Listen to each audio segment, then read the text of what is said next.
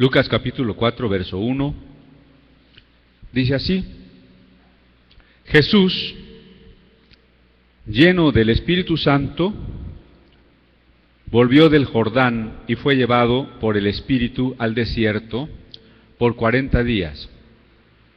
Y era tentado por el diablo, y no comió nada en aquellos días, pasados los cuales tuvo hambre.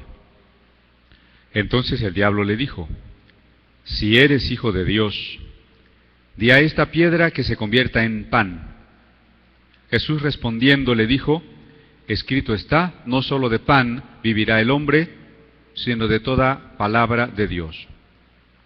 Y le llevó el diablo a un monte alto y le mostró en un momento todos los reinos de la tierra. Y le dijo el diablo: A ti te daré toda esa potestad y la gloria de ellos, porque a mí me ha sido entregada y a quien quiero la doy. Si tú, postrado, me adorares, todos serán tuyos. Respondiendo Jesús le dijo: Vete de mí, Satanás, porque escrito está: Al Señor tu Dios adorarás, y a Él solo servirás. Y le llevó a Jerusalén, y le puso sobre el pináculo del templo, y le dijo: Si eres hijo de Dios, échate de aquí abajo, porque escrito está: A sus ángeles mandará acerca de ti que te guarden, y en las manos te sostendrán, para que no tropieces con tu pie en piedra. Respondiendo Jesús le dijo: Dicho está, no tentarás al Señor tu Dios. Y cuando el diablo hubo acabado de toda tentación, se apartó de él por un tiempo. Vamos a hablar de la tentación o el pecado. Son dos cosas distintas, ser tentado y pecar. Cuando usted es tentado, todavía no ha pecado. A veces nos sentimos culpables de tener una tentación, porque además las tentaciones son atractivas.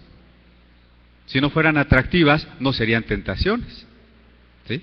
Aquello en lo que usted quiere pecar, pues es algo que verdaderamente nos tienta. Por ejemplo, decir una mentira que aparentemente le ahorraría muchas vergüenzas y muchos problemas. O la clásica tentación en el área sexual, ¿no? Pues nos va a gustar, nos va a traer una persona que sea guapa, que sea bonita, y todas las tentaciones serán atractivas.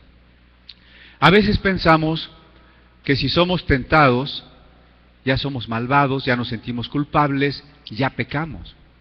Allá por los tiempos de iba a decir de la Edad Media, pero creo que es más amplio todavía, la gente que se recluye en conventos, cuando siente tentaciones, se flagela, se golpea, se pone cinturones con pico, ¿no? Y siente que el diablo se le ha metido. Y entonces, a veces también le pasa a los cristianos, ¿no? Alguna vez se acercó una mujer separada y me dijo: quiero que ore para que me expulsen el demonio de sensualidad, de lascivia, ¿no? La verdad es que no es ningún demonio, es una necesidad biológica, ¿no? Hay que ser sinceros y abiertos. Si usted tiene una necesidad sexual, una tentación, no es ningún demonio, es una necesidad. Por supuesto que se convierte en una tentación si eso está dirigido a la persona o a la circunstancia en que usted no debería, ¿sí? Pero ahorita retomamos ese punto. Vamos al último versículo que leí, que es el verso 13. Y cuando el diablo hubo acabado toda tentación, se apartó de él por un tiempo. Esto no es muy buena noticia, ¿no? Si se apartó de él por un tiempo, es que luego regresó. Es que luego lo volvió a tentar. Y seguramente el diablo también tentó a Cristo cuando él estaba sobre la cruz. De hecho, hay una novela que se llama La última tentación de Cristo. una novela que nos propone que la última tentación de Cristo es que el diablo lo convenza o lo quiere convencer de que se baje de la cruz, ¿no? Y creo que eso es cierto cuando vemos las palabras que la gente le dirigía, uno de los ladrones incluso: si eres hijo de Dios, bájate de la cruz. Bien, entonces, si el diablo tentó a Jesús, de acuerdo con este texto, en ese momento y otros momentos de su vida, yo diría de manera continua, ¿qué nos espera a nosotros? Si tentó a Jesús, ¿no lo tentará usted? Si lo tentó a lo largo de su ministerio, ¿no lo tentará usted constantemente? ¿Sabe cuándo se van a acabar las tentaciones? Sí se van a acabar, pero ¿cuándo se van a acabar? Cuando usted se muera. Nada más. Mientras usted esté vivo, va a tener tentaciones. Ahora, el diablo no se aleja de nosotros porque nosotros nos acerquemos a Dios. Jesucristo era hijo de Dios y el diablo le estaba tentando, ¿no? A veces pensamos, no, si está Cristo, el diablo se va a ir. No, si el diablo tentó a Cristo, no se va a ir. Y Cristo fue tentado después de ser bautizado en el río Jordán y de ser lleno del Espíritu Santo. A veces decimos, pues es que ya estoy tan espiritual, ya fui a una velada de oración, ya estoy tan lleno del Espíritu Santo, que ahora sí el diablo ni se me va a acercar. Ahora sí me siento tan fuerte que el diablo para mí no es una serpiente, es una lombricita. No, hermano, el diablo tentó a Jesús después de que Jesús fue lleno del Espíritu Santo. No se sorprenda. Incluso no se sorprenda cuando algún hermano cae y uno a veces critica y dice, bueno, si ese hermano era tan consagrado y que tenía el Espíritu Santo, y mira lo que hizo. Claro, porque el diablo nos va a tentar precisamente cuando más queramos acercarnos a Dios. El diablo existe, porque la Biblia habla del diablo. El diablo existe y la prueba de su existencia es todo lo que está haciendo en el mundo. ¿Cómo es posible que las falsas ideologías, que la violencia, que la corrupción estén dominando el mundo? Que los sistemas pecaminosos, como los sistemas transnacionales, como los mismos medios de comunicación y la banca, en toda su perversión, dominen el mundo. El diablo existe. Ahora, el diablo no es omnipresente. En la primera reunión decíamos que Dios es omnipresente, y más que omnipresente, porque todo lo que existe está en Dios, y si no estuviera en Dios, no existiría. Pero el diablo no es omnipresente. Y entonces, ¿cómo puede tentarnos a todos el diablo? En primer lugar, el diablo no es un personaje con cuernos y cola. Cuando pensamos en el diablo, él quiere pasar desapercibido. Jesús le llama el ladrón que viene para robar y destruir. ¿Qué necesita un ladrón para hacer su tarea cómodamente? Pasar desapercibido. Entonces, entre las estrategias del diablo, la fundamental es pasar desapercibido, y para eso tiene muchas máscaras. Una de ellas, yo no existo. Si una persona dice el diablo no existe, entonces el diablo puede trabajar a gusto en su vida, pero totalmente a gusto, ¿ve? Esa es una máscara del diablo, disfrazarse de no existo. Otra máscara del diablo es disfrazarse de un personaje caricaturesco, rojo, con sus cuernos y su cola, con patas de chivo, ¿no? Y claro que la gente pensante dice, pues no puedo creer en ese personaje. Ese personaje no es más que una leyenda. Entonces el diablo se disfraza de leyenda, se disfraza de caricatura, y en ese sentido hasta simpático se vuelve, ¿no? Porque entonces los músicos de rock, pues por ahí lo ponen en sus portadas y hacen su seña. Yo la hago porque el diablo no tiene cuernos, así que no pasa nada, ¿verdad? Si no van a decir un video ahí como luego suben en el YouTube, hermano Cristian hizo la señal de los cuernos, entonces es del diablo, ¿no? Esa es una caricatura. El diablo se disfraza también como un enemigo tan poderoso como Dios.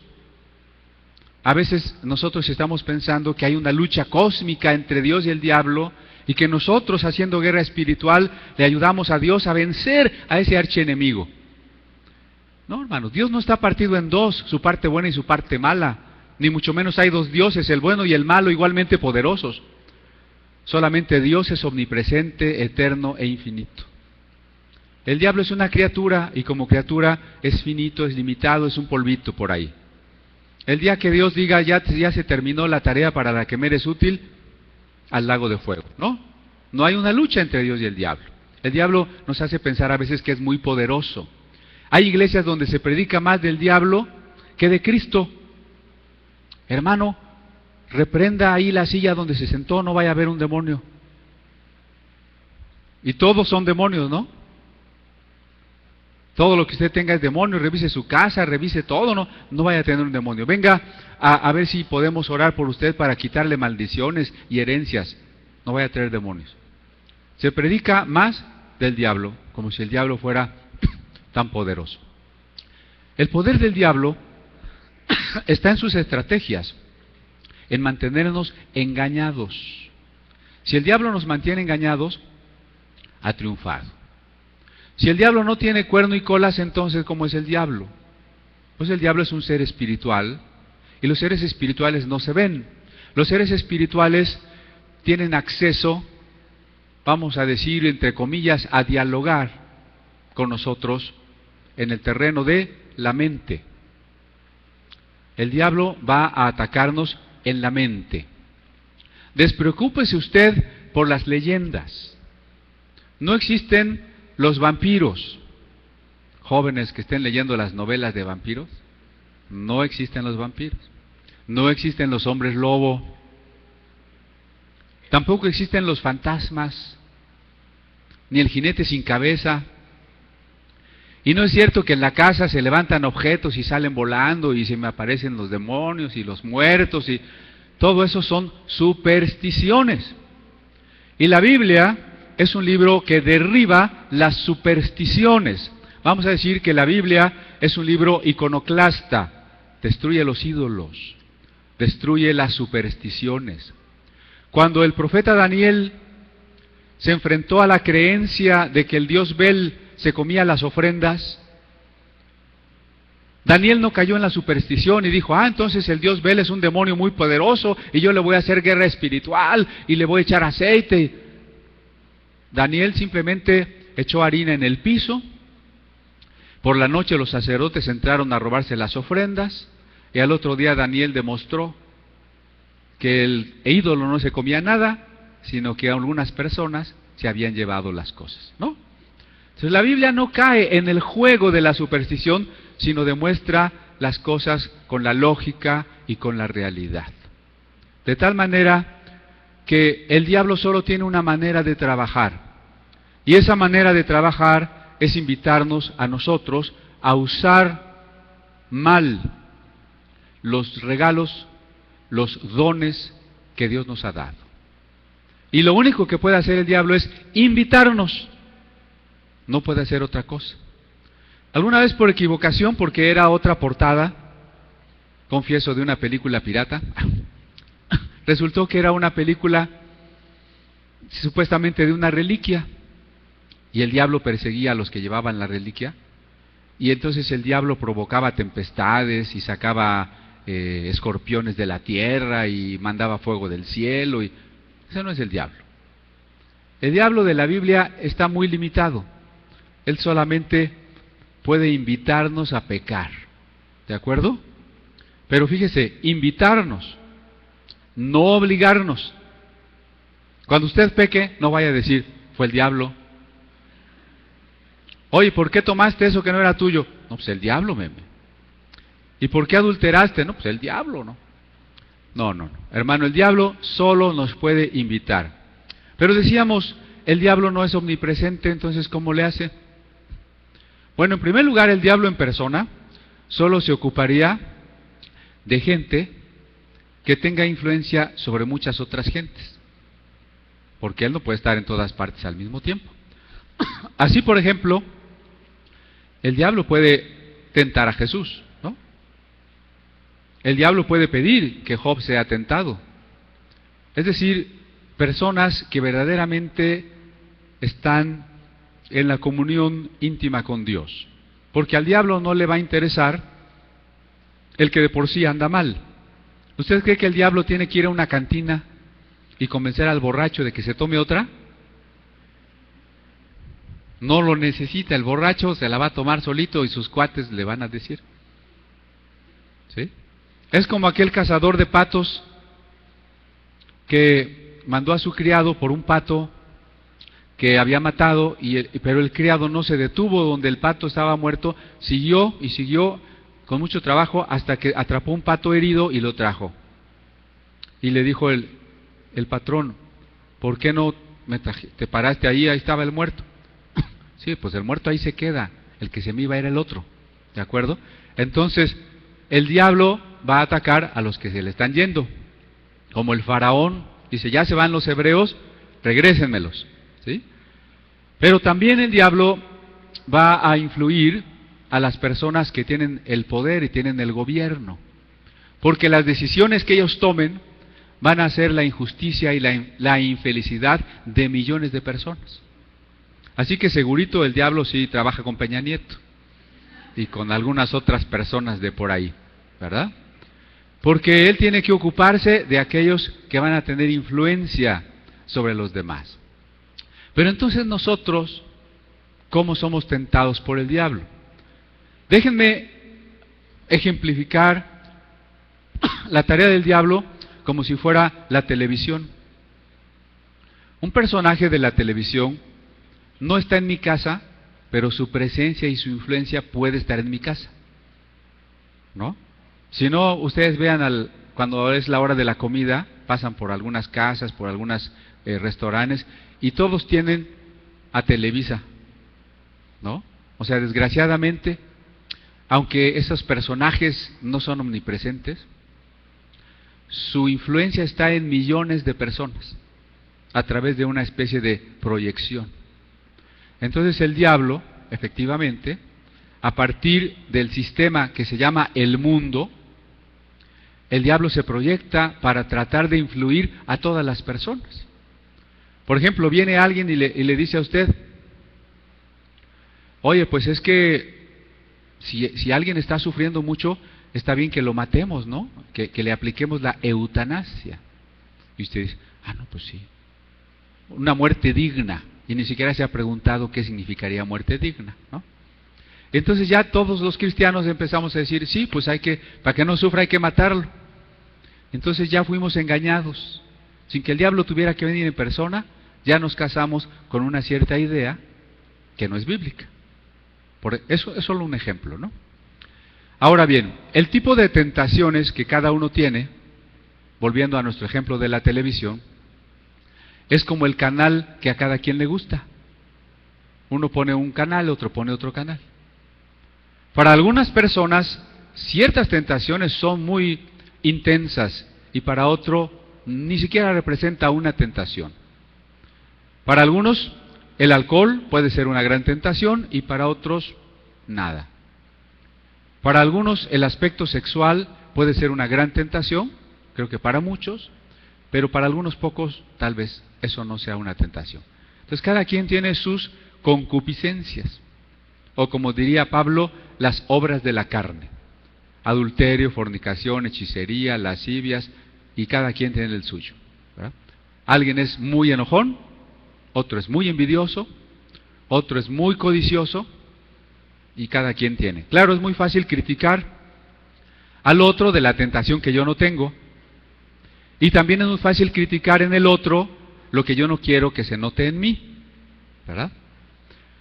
Bien, el diablo va a venir entonces a través de él o de su proyección, que es el mundo, o a través de algunos de sus servidores, que son los demonios, para sugerirnos.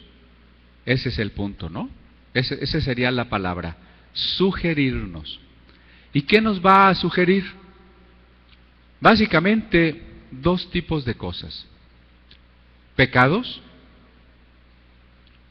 o doctrinas falsas. Por eso dice Pablo a Timoteo: en los postreros tiempos muchos abandonarán la fe escuchando espíritus de error. ¿Sí? El diablo nos puede sugerir doctrinas falsas o nos puede sugerir pecados. Claro, esto es un abanico muy grande. ¿El diablo les puede sugerir que se porten bien? Sí, claro que sí. Imagínense que el diablo viene y dice: mira, si tú cumples la ley y te portas bien, te vas a ir al cielo. Esa es una sugerencia del diablo. Yo tengo que entender que si me voy a ir al cielo, por decirlo de alguna manera, es porque Cristo murió por mí, no porque yo me porte bien. El diablo puede decirle: no fumes, no tomes, tú eres una buena persona, ni necesitas ir a la iglesia porque tú eres una buena persona. Entonces el diablo nos está invitando a portarnos bien. ¿Los fariseos se portaban bien? Sí, se portaban bien. Entonces el diablo no nada más nos va a invitar a hacer cosas torvas, burdas. Yo creo que el diablo, para las personas espirituales, siempre será más sutil. Acuérdense de la tentación a Adán y Eva. Dice: y vio la mujer que el árbol era codiciable para alcanzar la sabiduría. No es ningún pecado de esos rebajados, ¿no? ¿Qué diríamos nosotros? El pecador es el asesino, el drogadicto, la prostituta, no. Para alcanzar la sabiduría. Qué tentación tan sutil, porque ¿quién va a pensar que es el diablo el que me está invitando a adquirir sabiduría? Usted no se lo imaginaría así, ¿verdad?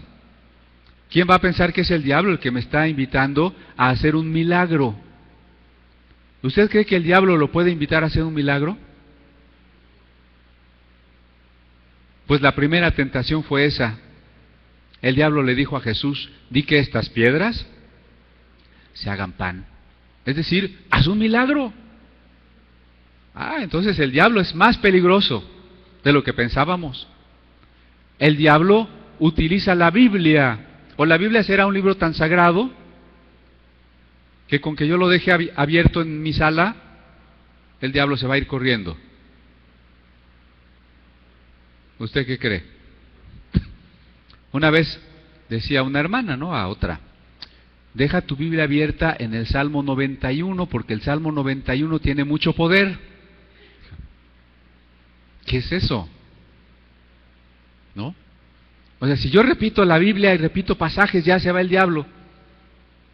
El diablo se sabe la Biblia mejor que usted y yo. Y el diablo también va a usar la Biblia. Y la puede usar desde los púlpitos, que lo hace con mucha frecuencia. Y de eso se trató el curso de ayer. O la puede usar en nuestra vida. ¿No le dijo a Jesús: aviéntate del templo porque está escrito? Y el diablo citó un salmo: que Dios no permitirá que nuestro pie tropiece. El diablo estaba usando la Biblia, ¿sí? Ahora bien, esa lucha del diablo, dijimos que se da en la mente. Por eso les digo que el diablo no se les va a aparecer. No le tengan miedo a la oscuridad. No le tengan miedo a la medianoche, ni nada que se le parezca. Tampoco les recomiendo que vean películas de espantos, porque aunque son puras mentiras, cuando uno ama a una persona, cualquier cosa que se diga en contra de esa persona nos incomodaría.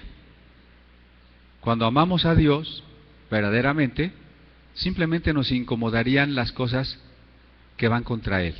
las cosas que le ofenden, las cosas que desvirtúan la fe de las personas.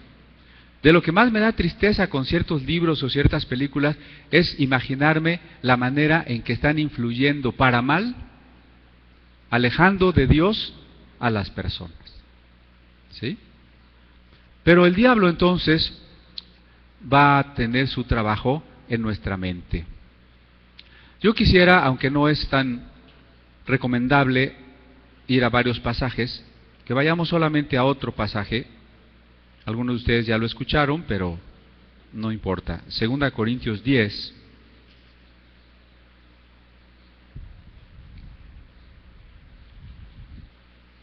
Segunda Corintios 10, versos 4 y 5. Dice, porque las armas de nuestra milicia no son carnales, es decir, no tenemos pistolas, ametralladoras, espadas contra el diablo, ¿sí? Sino poderosas en Dios para la destrucción de fortalezas. Y luego el 5 nos dice en qué consiste la destrucción de una fortaleza: derribando argumentos y toda altivez que se levanta contra el conocimiento de Dios, y llevando cautivo todo pensamiento a la obediencia de Cristo. Nuestra lucha entonces contra el diablo y sus huestes no es una lucha física, y como no es física, no hay arma física que nos pueda servir, ni el aceite, ni la Santa Cena, ni el agua bendita, ni los crucifijos, ni nada de eso, ¿de acuerdo? Fui a alguna reunión de pastores donde uno de ellos se la pasó toda la reunión haciendo estos ademanes, ¿no? Sacando a los malos espíritus. Pues nada más estaba haciendo aeróbics, yo creo, porque eso no sirve para nada, ¿sí? Nuestras armas son espirituales, y dice que consisten en derribar los pensamientos altivos, los pensamientos que se oponen al conocimiento de Dios, los pensamientos que no obedecen a Cristo, y que se trata de traer todo pensamiento cautivo al señorío de Jesucristo. Esa es nuestra guerra. De tal manera que la arena de la lucha, el campo de batalla, es la mente. No es el cuerpo. No vaya usted a decir, y me está saliendo un tumor, ha de ser un demonio, voy a ir para que me saquen el demonio. Las enfermedades no son demonios, son enfermedades, punto.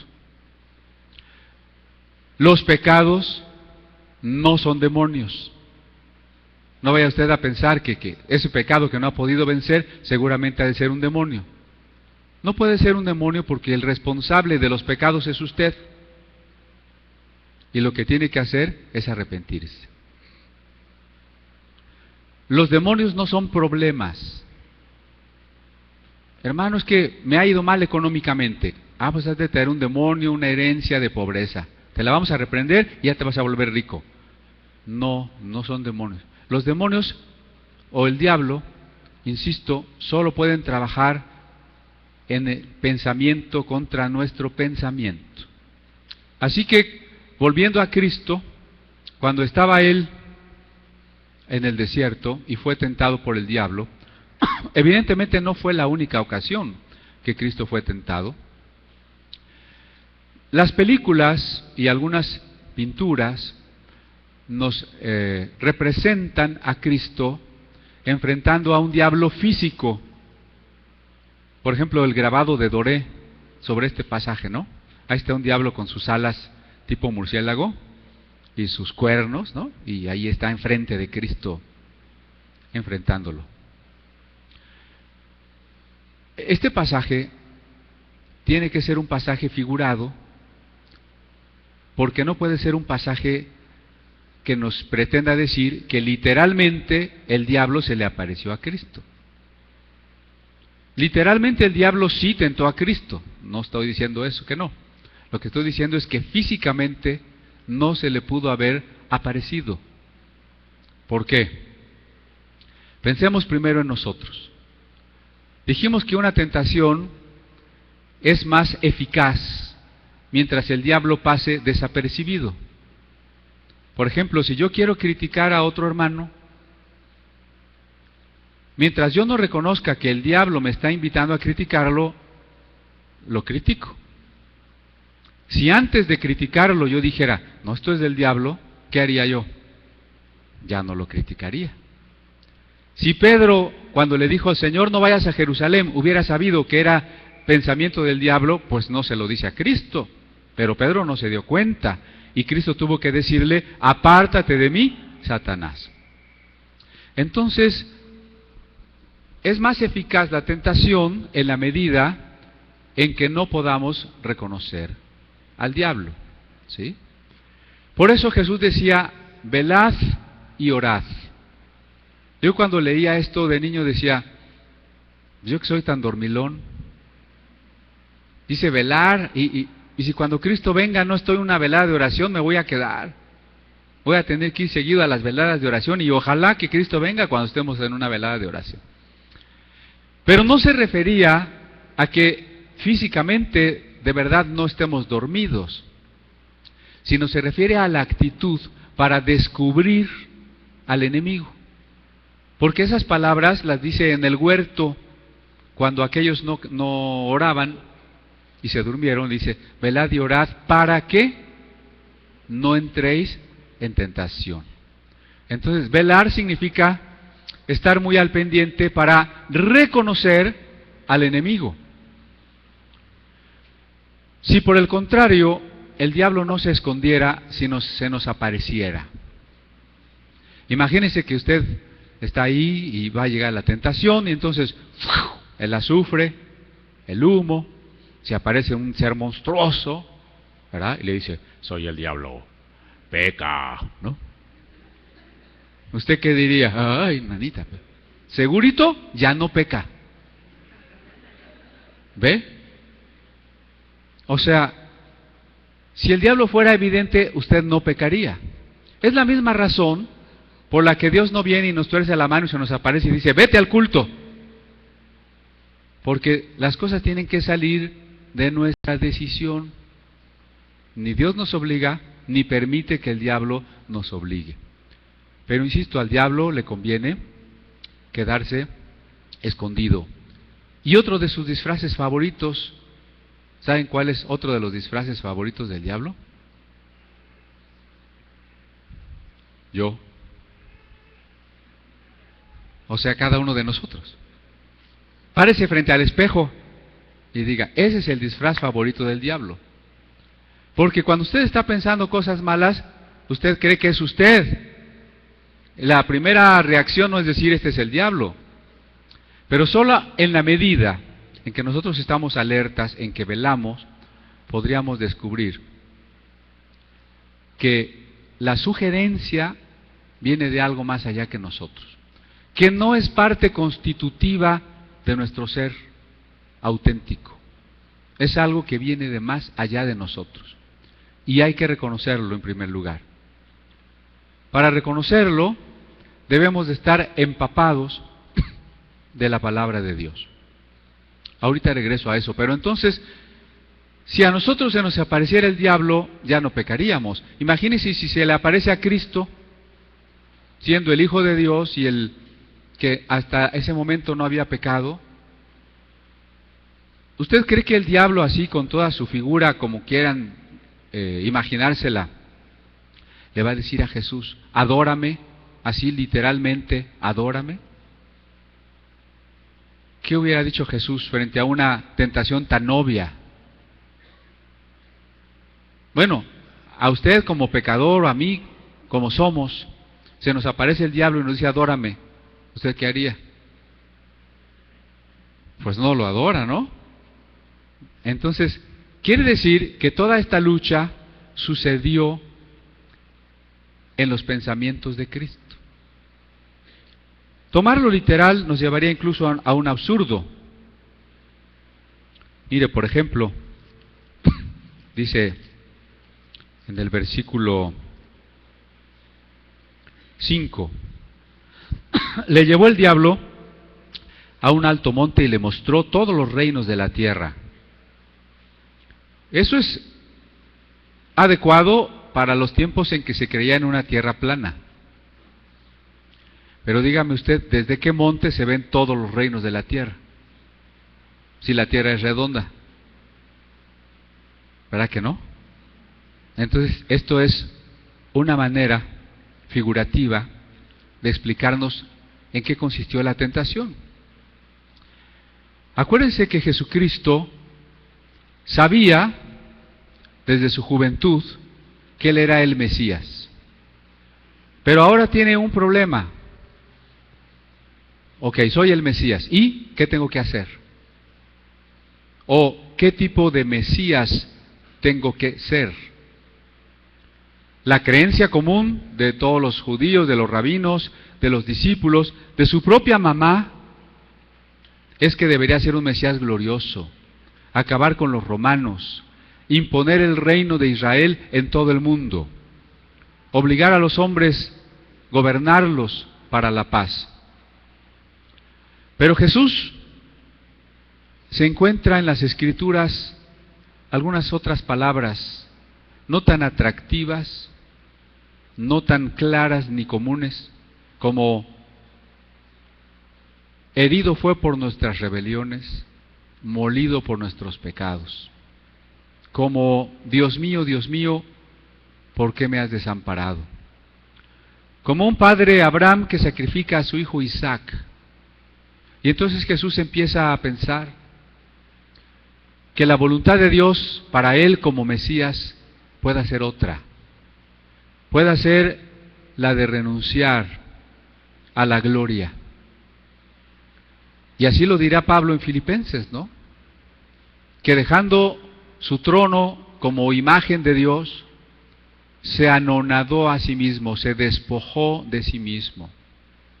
Pero eso es algo que Cristo tenía que entender y decidir por sí mismo como humano, cuando estaba en la tierra.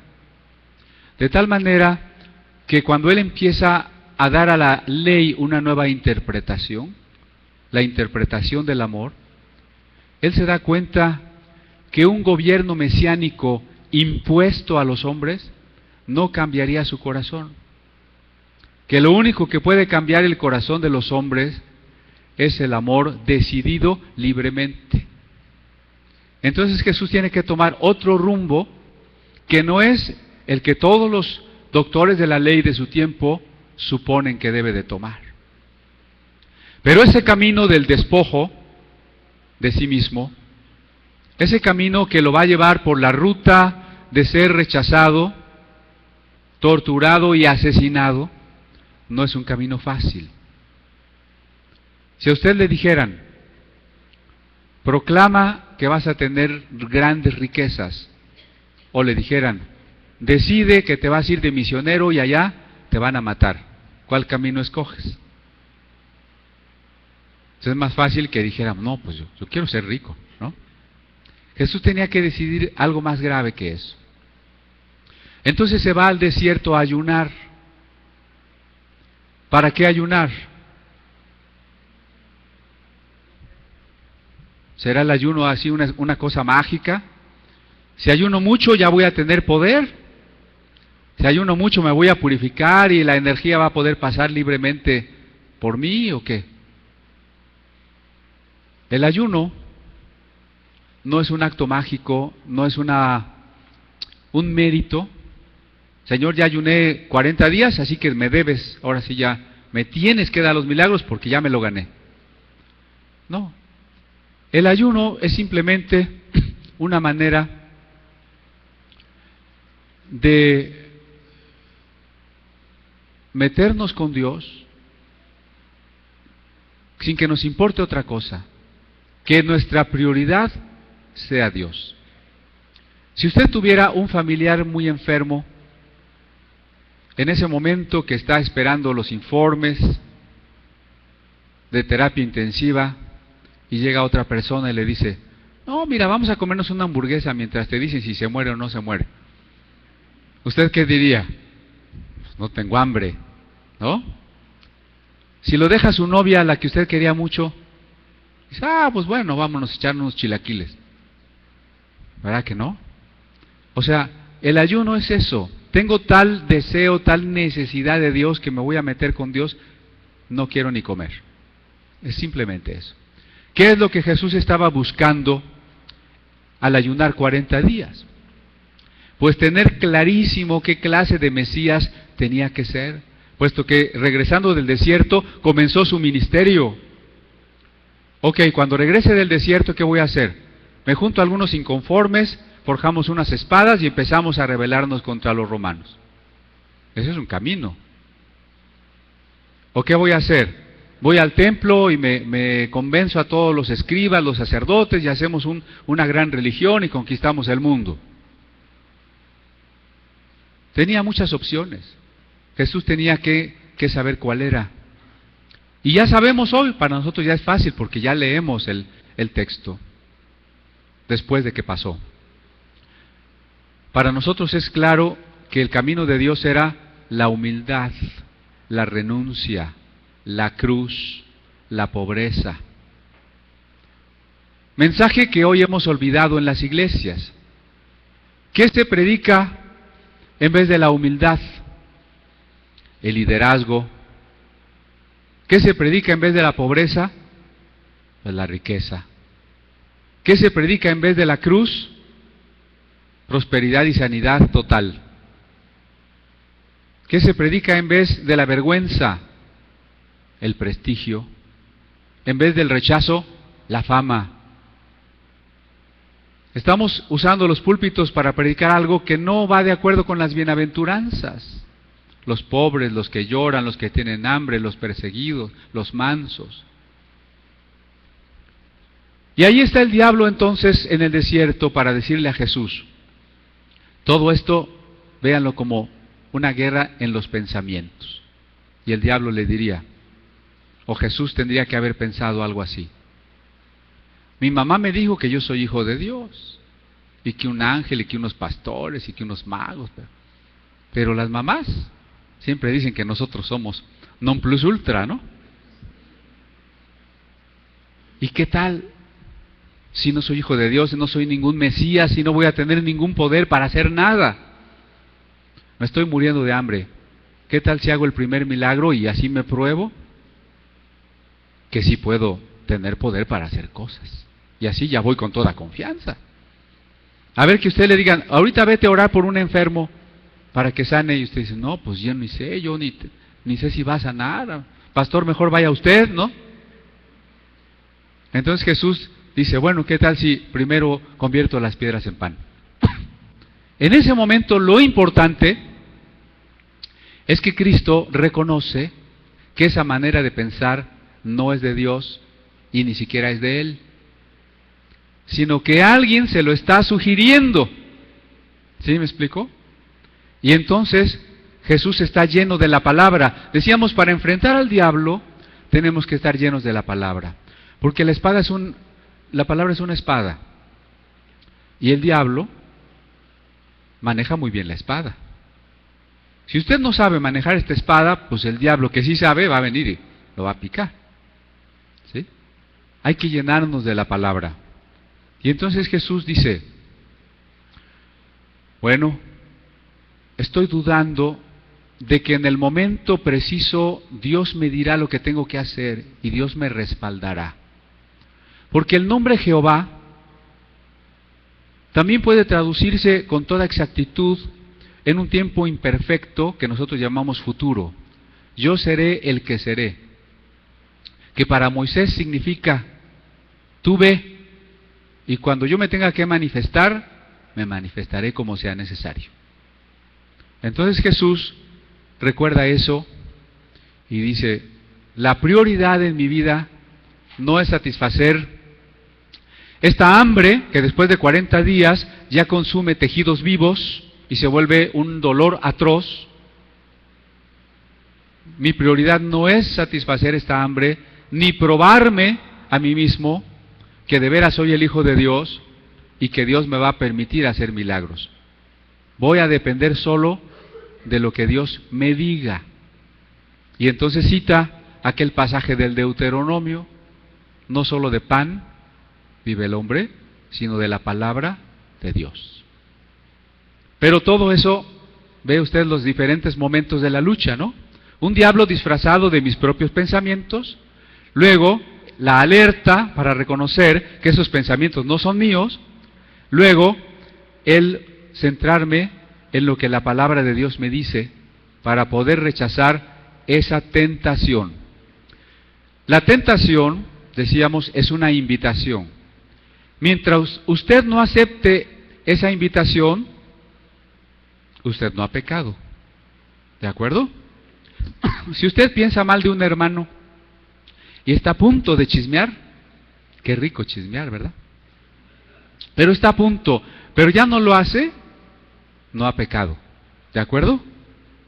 Si usted se enoja, pero se controla y no le da rienda suelta al enojo, no ha pecado. Si usted ve a una muchacha muy guapa y siente una descarga de adrenalina, pero no la codicia y no intenta nada, no ha pecado. ¿De acuerdo? O sea, la tentación es tentación hasta que no hayamos decidido aceptarla, entonces se convierte en pecado. Me va a tener que acompañar a otro pasaje. En Hebreos,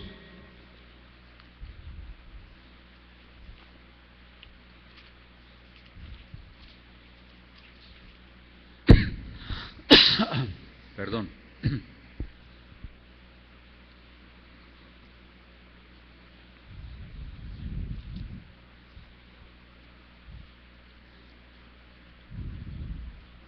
En Hebreos, capítulo... Creo que es el capítulo 2.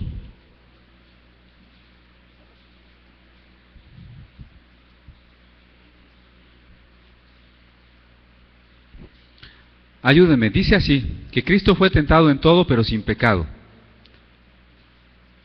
Bueno, por ejemplo, el 2:18 dice, pues en cuanto Él mismo padeció siendo tentado, es poderoso para socorrer a los que son tentados.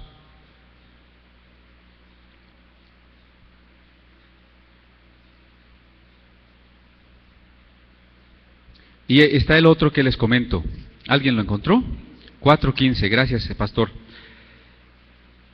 Porque no tenemos un sumo sacerdote que no pueda compadecerse de nuestras debilidades, sino uno que fue tentado en todo, según nuestra semejanza, pero sin pecado. Ahí queda claro que tentación y pecado son diferentes, porque Cristo no pecó, ¿verdad? La Biblia lo deja muy claro, Cristo nunca pecó, y sin embargo Cristo fue tentado en todo. Entonces tentación y pecado son dos cosas diferentes, ¿sí? Cuando viene la tentación, entonces tenemos que reconocerla como tentación, tenemos que reconocer que alguien más está allí invitándonos, sugiriéndonos. E inmediatamente después tenemos que recurrir a la palabra de Dios para poder dar respuesta a esa tentación. En segundo lugar, la tentación a Cristo tenía que ver con llevarlo a un monte, también figurativo, ¿no? Y decirle que le entregaba todos los reinos. ¿Qué significaba eso? Decidir precisamente por la opción de ser un Mesías glorioso. Vamos a conquistar el mundo. A veces, aún dentro del ministerio, hay esa tentación, ¿no? No faltará algún predicador que diga, hermanos, si vamos a sembrar 500 iglesias. En sí no es malo, ojalá y de veras hubiera 500 iglesias, pero esa actitud de yo soy el que va a conquistar el mundo, yo voy el que va a tener más iglesias, yo voy a ser el apóstol con más gente, yo voy a ser el más importante de todos, esa es la tentación de te voy a entregar todos los reinos, ¿no?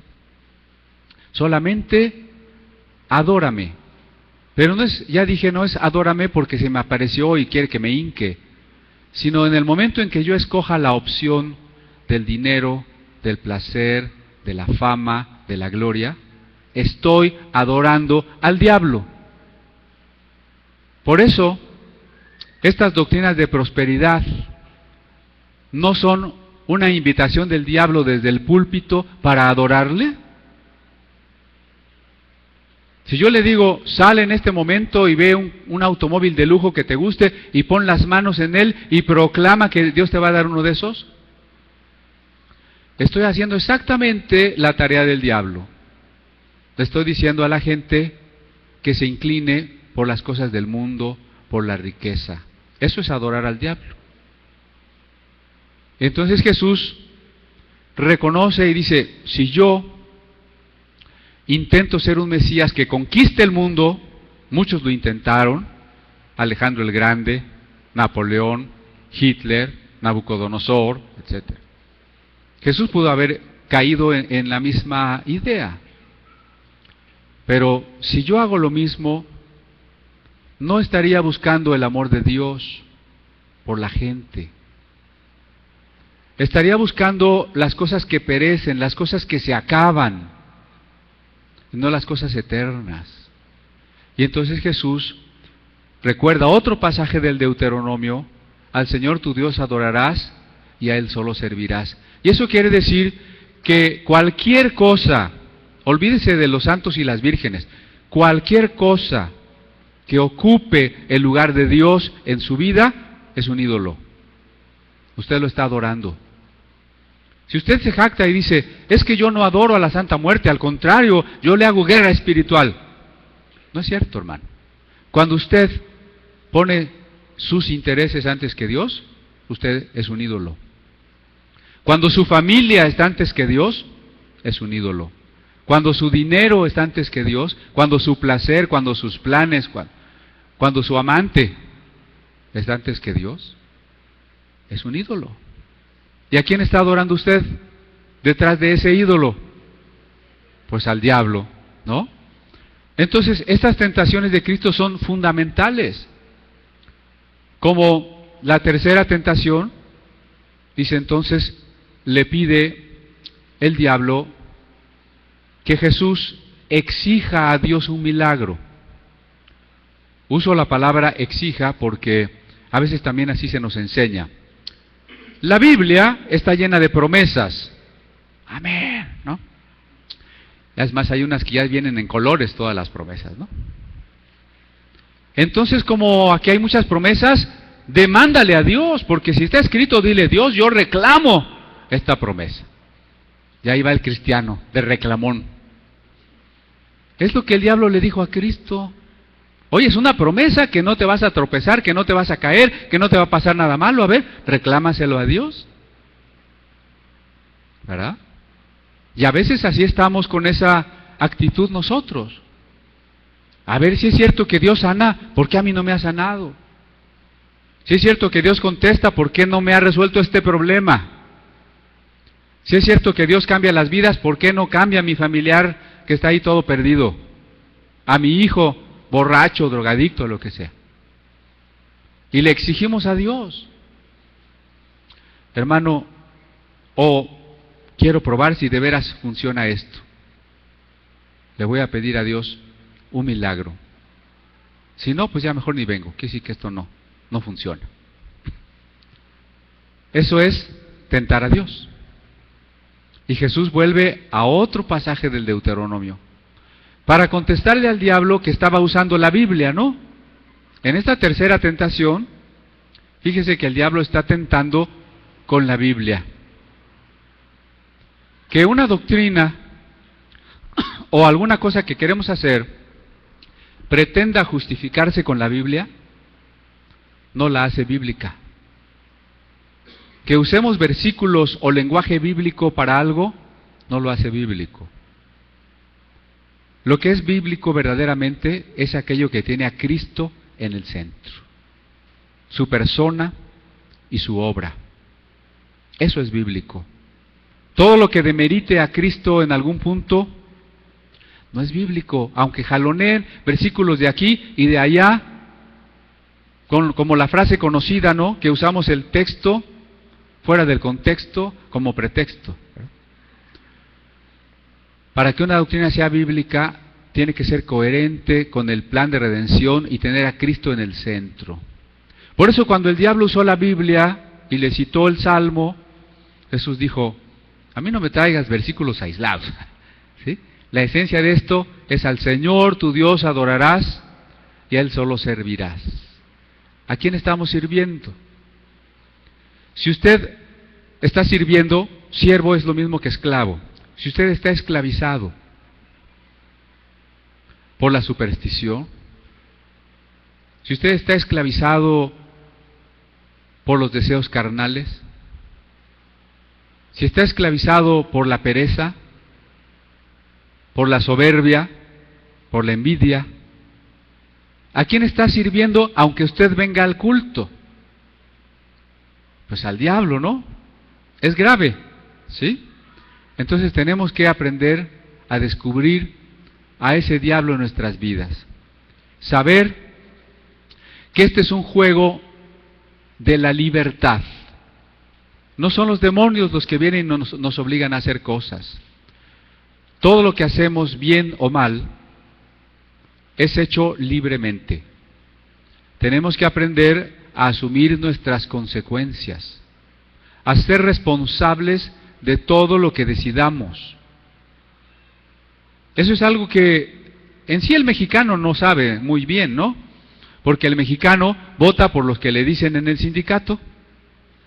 El mexicano hace lo que su confesor, guía espiritual le ordena. El mexicano maneja borracho y no piensa que hay consecuencias. Pero a veces el cristiano también es igual. El cristiano piensa que todo lo que pasa es porque Dios quiere, entonces no hay de qué preocuparse, solo va a pasar lo que Dios quiere. Eso es falso, hermano. Todo lo que pasa no es lo que Dios quiere. ¿O me va a decir usted que Dios quiere cada violación, cada asesinato, cada robo, cada droga que se vende, es porque Dios quiere? ¿Sí o no? De acuerdo al Dios santo y amoroso que nos revela su palabra, todo lo que pasa no puede ser porque Dios quiere. Sería un Dios cruel y hasta ocioso, ¿no? Si todo lo que pasa es porque Dios quiere, entonces si atropellaron un perro en la esquina es porque Dios quiere. Entonces Dios estaba aburrido y dijo: a ver, vamos a atropellar este Firulais, ¿sabe? Que pase este carro en este momento por ahí. Ese no es el Dios de la Biblia, ¿sí? Las cosas no pasan porque Dios quiere. La libertad del hombre juega un papel importantísimo. El mundo está como está porque el hombre ha decidido alejarse de Dios. Es la libertad del hombre. De ahí que lo que hagamos, bueno o malo, tiene consecuencias que nosotros vamos a cargar, que nosotros tenemos que asumir. A veces no nos gusta ser responsables, porque no nos gusta tomar decisiones. Oiga, pastor, ¿qué hago? ¿Me caso con fulanita o no me caso con perenganita? ¿Sabe yo qué le diría? Pues tú decides, ¿no? Bueno, voy a echar un volado a ver qué quiere Dios. Águila, no, Dios sí quiere, ¿no? Y ya sus papás le dijeron que no, pero él dice que Dios ya le dio una señal, que cayó águila, ¿no? Entonces, no es así. Tenemos que ser responsables porque nosotros decidimos nuestra vida. Nosotros no estamos hechos y terminados. Cada uno de nosotros es un proyecto. Cada uno de nosotros es un arbolito que va a crecer. Cada uno de nosotros va a decidir quién es mañana y quién es el año que viene. Nosotros nos estamos formando, jóvenes y adultos, no importa. Cada uno de nosotros nos estamos formando con lo que hoy decidimos, con lo que hoy leemos, con lo que hoy oímos, con lo que hoy hacemos. Si no, piense, cuando una persona se está muriendo, ¿no le vienen a su mente un montón de recuerdos de lo que fue su vida? Pues finalmente su vida fue la suma de las cosas que decidió. Pues nuestra vida es eso. Nosotros la forjamos. No le eche la culpa a Dios. Buscar la voluntad de Dios para nuestra vida es que lo amemos de tal manera que le digamos: Señor, mi voluntad, quiero que sea tu voluntad. Como las personas que se quieren, que se aman mucho, que mutuamente desean lo que el otro desea. Pero la libertad no se acaba. Cuando uno se rinde al Señor, es una decisión voluntaria. Por eso es que el diablo tiene un papel que jugar. Porque Dios hubiera podido destruir al diablo desde el principio, ¿no? Pudo haberlo no creado, porque si Dios lo sabe todo, hubiera dicho, pues ¿para qué creo a ese ángel que se va a volver un diablo? Mejor no lo creo, no lo formo. O pudo haber, en cuanto cayó el diablo, pudo haberlo destruido y ya. ¿Por qué permitió Dios que cuando el hombre estaba en el paraíso, el diablo tuviera acceso? Pues porque hay una función, y esa función es la de la libertad. Si el ser humano tuviera que estar con Dios a fuerza y no tuviera otra opción, no sería libre. Pero cuando el diablo viene y te dice, yo te invito a la otra opción, entonces ya tenemos dos caminos y ya podemos ejercer la libertad. Quien se queda con Dios es porque quiere, y quien decide alejarse de Dios es porque quiere. Recuerden ustedes que la razón por la que fuimos creados es el amor. Así que todo lo que hagamos tiene que estar encaminado en una decisión libre hacia el amor, porque no podemos amar a fuerzas. Ni podemos ni nos gustaría. Creo que alguna vez les dije, ¿no? ¿A quién le gustaría que, por ejemplo, lo hipnotizaran para amar? O viniera la más fea y les diera toloache y ya se tuvieran que quedar ahí. ¿Verdad que no? El amor es espontáneo, es libre para que sea auténtico, de tal manera que el amor a Dios tiene que crecer en nuestras decisiones. Y entonces la tarea del diablo es invitarnos a no amar. Hace rato les dije que el diablo nos invita a hacer cosas malas y también a hacer cosas buenas. ¿Cuál es entonces la característica de una invitación del diablo? Que no conlleve amor. Aunque sea bueno, si no conlleva amor, es del diablo. ¿Sí? Si conlleva amor, entonces no es del diablo. Amor verdadero, ¿no? El amor no es un sentimiento melcochoso de las telenovelas, ¿no? Imagínense, un pastor amoroso no es el que dice, hermanitos, entonces, por favor, pórtense bien, ¿no?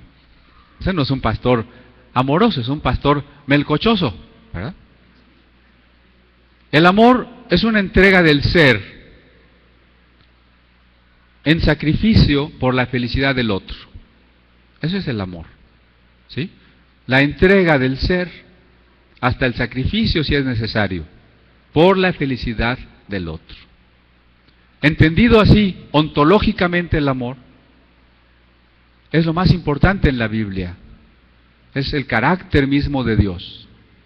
De tal manera que si el diablo aprovecha la tentación para querernos alejar del amor de Dios, Dios aprovecha la tentación para madurarnos en el amor. No puedo pedirle a Dios que me quite las tentaciones. Puedo pedirle que me ayude a no caer. Así dice el Padre Nuestro, ¿no? No nos dejes caer en tentación. No dice, quítanos las tentaciones. Porque quitarnos las tentaciones sería quedarnos sin escuela. Es como si usted dice, mamá, no me mandes a la escuela porque me dejan tarea, me van a hacer examen. Ah, bueno, que no tengas exámenes nunca, ya no vayas a la escuela. ¿Qué aprendió?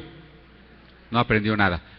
Entonces yo tengo un vecino antipático y le digo, Señor, quítame ese vecino antipático. Si Dios me lo quita, ¿qué aprendí? Pues no aprendí nada. Si Dios me dice, tienes que amar a tu vecino antipático y perdonarlo y soportarlo y llevarle un pastelito, ¿qué aprendí? Si aprendí algo, ¿sí? Señor, quítame esta esposa que ya no soporto. ¿Qué aprendí? No aprendí nada. Pero si dice, ama a tu esposa como Cristo amó a la iglesia, bueno, entonces fui transformado interiormente. Tentación vencida es transformación interior. Tentación vencida es maduración, es crecimiento. Por eso Dios no nos va a quitar las tentaciones. Por eso el diablo, aunque sea enemigo de Dios, es útil. ¿De acuerdo? Pero quítese todo temor de un diablo que se aparece y de un diablo exterior y de demonios en los cristianos. Quítese todo eso. Mejor póngase alerta de cuáles pensamientos no son de usted, y mucho menos de Dios. Cuáles pensamientos no conllevan amor, para descubrir al enemigo allí o su influencia, y entonces recurrir a la palabra de Dios. Si yo soy un flojo y le digo, ay Señor, quítame la flojera, ¿sí va a venir Dios y me va a quitar la flojera? Pues no. Más bien va a venir el diablo y me va a decir, estás muy cansado, quédate tranquilo, ¿verdad? Además, dice por ejemplo Proverbios, ¿no? Dice el flojo, hay un león en la calle. O sea, el flojo tiene tantos pretextos que hasta inventa que hay un león en la calle y no puede salir, ¿verdad? El ogro de Pinocho, ¿no? Entonces, cuando yo me doy cuenta que algo me está invitando a ser más flojo, tengo que recordar por ejemplo, Proverbios, cuando dice, no seas flojo en el día de trabajo, porque tu fuerza será reducida y tu pobreza llegará a ti como hombre armado. Sé diligente y estarás delante de los reyes. Ah, caray, entonces ya me quito las cobijas, me baño, me hago mi ejercicio, ¿no? Entonces, algo se ha transformado en mí, con la ayuda del Espíritu Santo. Por eso se llama fruto del Espíritu Santo, porque Él me ayuda a producirlo, Él me guía a producirlo, pero yo tengo que madurarlo. El diablo me invita a hacer las obras de la carne, el Espíritu Santo me invita a identificarme con el amor, que es el fruto del Espíritu Santo. Y eso yo lo tengo que decidir cada día como lo decidió Cristo. Cristo no venció al diablo como Dios. Dios no puede ser tentado. Cristo era Dios, pero no usó sus poderes divinos para vencer al diablo. ¿Qué chiste hubiera tenido? ¿Verdad que no? Cristo venció y enfrentó al diablo como humano. Y por eso Cristo tiene un mérito mayor, porque como hombre y por amor a nosotros estuvo dispuesto a renunciar a las glorias que le proponía el diablo.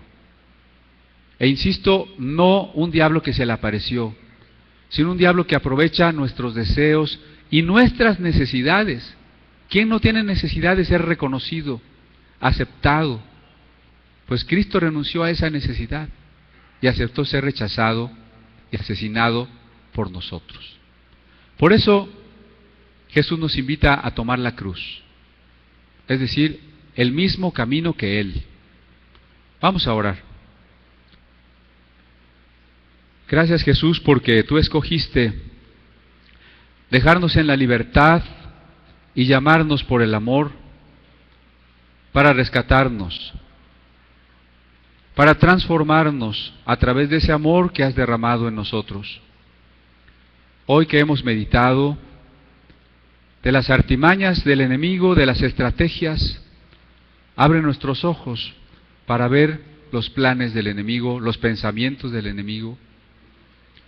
Danos un mayor deseo de estudiar y conocer tu palabra para poder enfrentarlo, para que cada día podamos ser más libres, tomar las decisiones que nos conducen al amor, las decisiones que nos conducen a la madurez, al conocimiento y la comunión contigo. En el nombre de Cristo Jesús. Amén.